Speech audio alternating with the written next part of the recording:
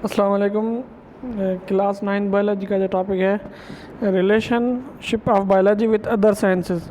ठीक है, biology is a multi dimensional subject and linked with other sciences. For example, the movement of animals follows the laws of motion in physics. तो biology का एक multi dimensional subject है, तो ये linked है दूसरे साइंसेस के साथ।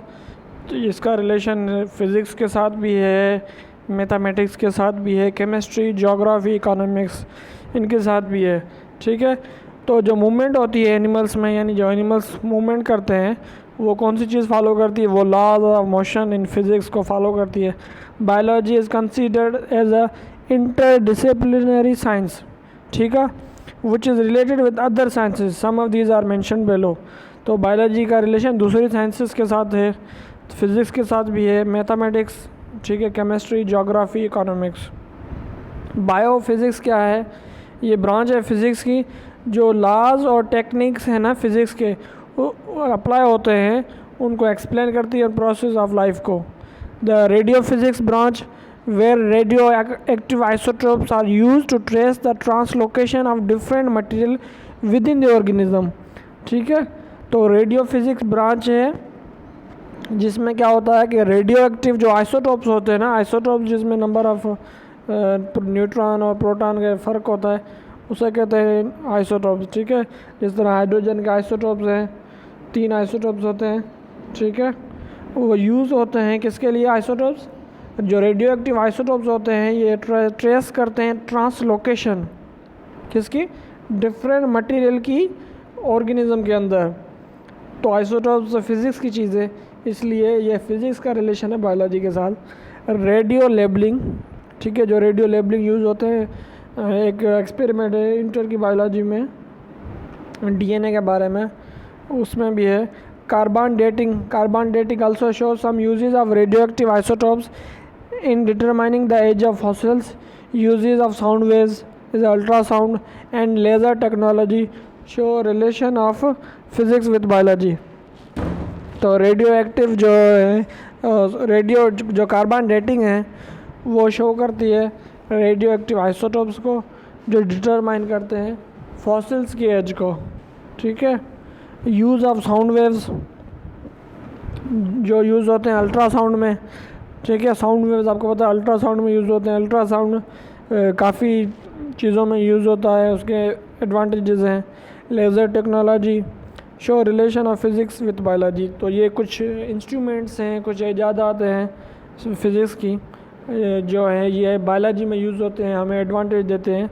ये अल्ट्रासाउंड हो गया, ठीक है, उसके अलावा ये लेज़र टेक्नोलॉजी है, आइसोटोप्स हैं, ये सारी चीज़ें फ़िज़िक्स की बनाई हुई हैं, फ़िज़िक्स से आती हैं, लेकिन इनका फ़ायदा बायोलॉजी में है। उसके बाद क्या है? बायोमेट्री यानी biomathematics, the branch of mathematics which collect data of living organism. It play very important role in research. तो ये ब्रांच है मैथमेटिक्स की जो क्या करती है? कलेक्ट करती है डेटा को, जो लिविंग ऑर्गेनिज्म का डेटा होता है ना, जो रिसर्च वर्क में यूज़ होता है। ठीक है, जो यूनिवर्सिटी में पढ़ते हैं, मैंने खुद पढ़ा हुआ है जूलॉजी डिपार्टमेंट में, तो फाइनल ईयर में जो पढ़ाते हैं तो रिसर्च वर्क थीसिस वगैरह में काम होता है ना, तो उसमें ऑब्जर्वेशन, ये हाइपोथेसिस, ये ग्राफ्स बनाने होते हैं, ये चीज़ें सारी ये हम किसको फॉलो कर रहे हैं? मैथमेटिक्स को। तो ये कुछ मैथ की चीज़ें जो है ना ये बायोलॉजी में यूज़ हो रही हैं। इसका फ़ायदा ये है कि हमें रिसर्च में काम आती हैं। जो भी मेजरमेंट होती है, जो भी ग्राफ्स होते हैं, ये सारी चीज़ें क्या हैं? ये मैथमेटिक्स की हैं और ये रिलेशन दे रही हैं बायोलॉजी के साथ। उसके बाद है बायोकेमिस्ट्री। बायो और केमिस्ट्री का ताल्लुक है।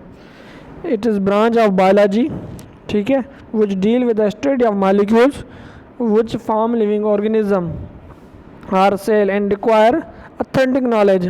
तो ये बायोलॉजी की वो ब्रांच है जो डील करती है मॉलिक्यूल्स की स्टडी को, जो बनाते हैं लिविंग ऑर्गेनिज्म को और सेल को, और जो रिक्वायर होते हैं authentic knowledge about biology and chemistry to explain synthesis of biomolecules. ठीक है, and function of different molecule in the body of an organism. Biochemistry आप देखिए बायोमॉलिक्यूल्स कौन से हैं? जो बायोमॉलिक्यूल्स होते हैं हमारी बॉडी में, सेल के अंदर प्रोटीन है, सबसे बड़ा बिल्डिंग ब्लॉक्स है। हमारे मसल्स हैं, सारी चीज़ें किसकी बनी होती हैं? प्रोटीन की। उसके अलावा कार्बोहाइड्रेट है जो पोटेंशियल सोर्स है एनर्जी की, जिससे हमें एनर्जी मिलती है, ठीक है। उसके अलावा लिपिड्स है जो स्टोर होती है एनर्जी। उसके अलावा जो है न्यूक्लिक एसिड, डीएनए, आरएनए, ये सारी चीज़ें क्या हैं? ये बायोमॉलिक्यूल्स हैं एक किस्म के। तो ये क्या है? ये हमारी बॉडी में रोल अदा कर रहे हैं, इनके फंक्शंस हैं डिफरेंट। तो ये बायोलॉजी का ताल्लुक है केमिस्ट्री के साथ, जो भी मॉलिक्यूल्स होते हैं लिविंग ऑर्गेनिज्म के सेल में, ठीक है। उसके बाद है biogeography. It deals with the distribution of different living organism in different geographical region of the world. ये किसकी डील कर रही है? डिस्ट्रीब्यूशन ऑफ लिविंग ऑर्गेनिजम्स, यानी जो भी जानदार हैं, एनिमल्स हैं, प्लांट हैं, डिफरेंट फाना हैं।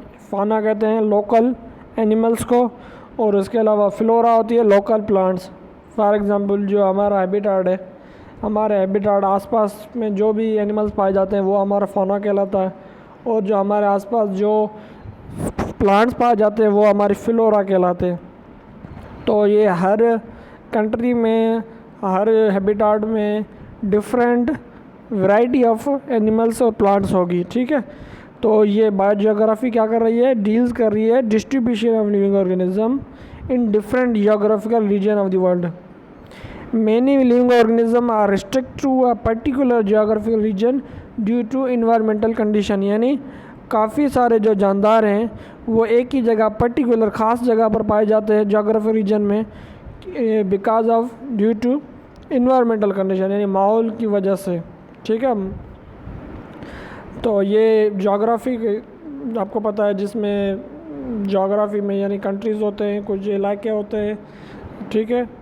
तो ये डिफरेंट इलाके हैं, यहाँ पर डिफरेंट एनिमल्स या डिफरेंट हैबिटेट जो है लिविंग ऑर्गेनिज्म पाए जाते हैं। तो ये बायोजियोग्राफी है, ये डील कर रही है डिस्ट्रीब्यूशन ऑफ ऑर्गेनिज्म की डिफरेंट जोग्राफिक रीजन में। उसके बाद है bio economics. This deal with the economically important organism involve in production, यानी ये डील कर रही है जो इकोनॉमिकली मईशी तौर पर इम्पोर्टेंट ऑर्गेनिज्म इन्वॉल्व होते हैं प्रोडक्शन में। मीट प्रोडक्शन, आपको पता है मीट जो है, चिकन है, उसके अलावा जो भी मीट है वो पूरी दुनिया में खाया जाता है, वो लिविंग ऑर्गेनिज्म से बना हुआ है, ठीक है। तो ये उसका एक एडवांटेज है, ये किसी भी मुल्क की मईशत के लिए भी फ़ायदेमंद है।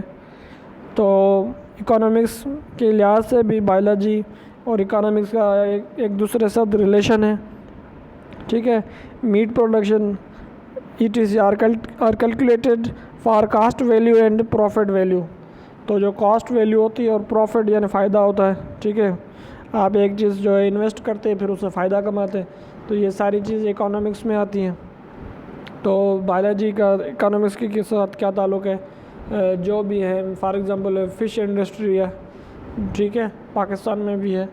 आप फ़िश से लाखों करोड़ों कमा रहे हैं। जो लेक्स होती हैं उनमें से फ़िश निकाल के बेची जाती हैं, उनसे पैसे कमाए जाते हैं, ठीक है। ये चिकन है, मीट जो भी है।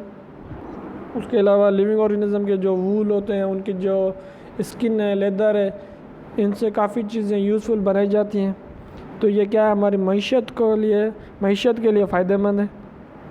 तो ये है बायोलॉजी का रिलेशन साइंस की दूसरी ब्रांचेस से, और वो हमें क्या फ़ायदा दे रहे हैं, उनका क्या रिलेशन है, ये हमने पढ़ा। अब हमारा नेक्स्ट टॉपिक है बायोलॉजी का कैरियर क्या है, यानी आप बायोलॉजी पढ़ के आगे कौन सी फील्ड ज्वाइन कर सकते हैं, आपको कौन सी जॉब्स मिल सकती हैं, ये नेक्स्ट वीडियो में बताऊंगा। अभी चैनल को ज़रूर सब्सक्राइब करें और बेल आइकन को प्रेस करें और वीडियो को ज़रूर शेयर करें। Thank you so much.